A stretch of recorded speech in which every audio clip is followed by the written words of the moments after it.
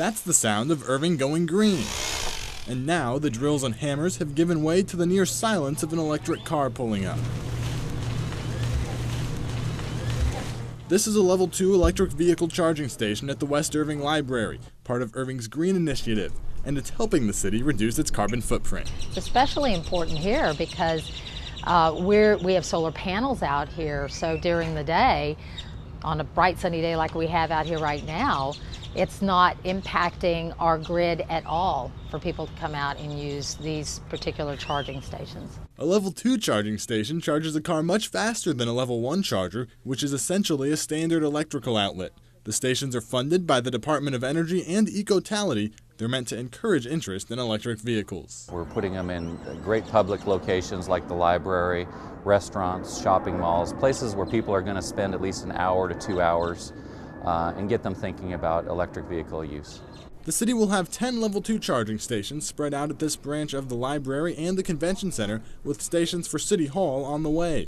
While Irving has just 12 registered electric vehicles, Senior Community Outreach Coordinator Fran Whitty believes the cars will become more visible as consumers learn more about them and prices come down. I think part of it is our young folks will be taking a look, or they're exposed more to these new vehicles that have these types of options. When you're using about 10 cents a kilowatt hour is a typical residential rate.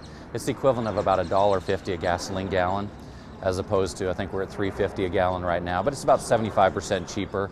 The charging stations are all produced by Ecotality and are called Blink. For those concerned about electric cars and hybrids being too slow, think again.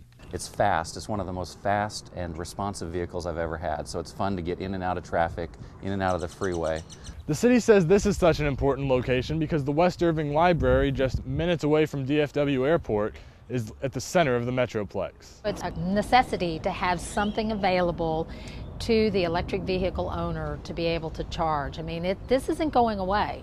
There are more options out there for people to drive renewable or alternative types of vehicles. The Department of Energy's funding for the electric vehicle project runs through the end of the year.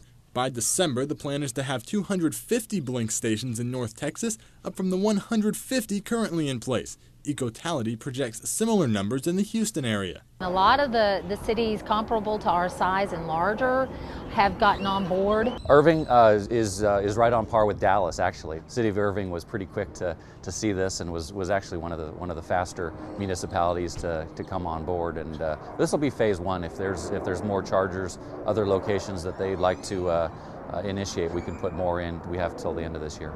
The actual process of charging an electric vehicle is simple. Owners just need to wave a card at the Blink monitor and plug their car in. And all it does is snap in.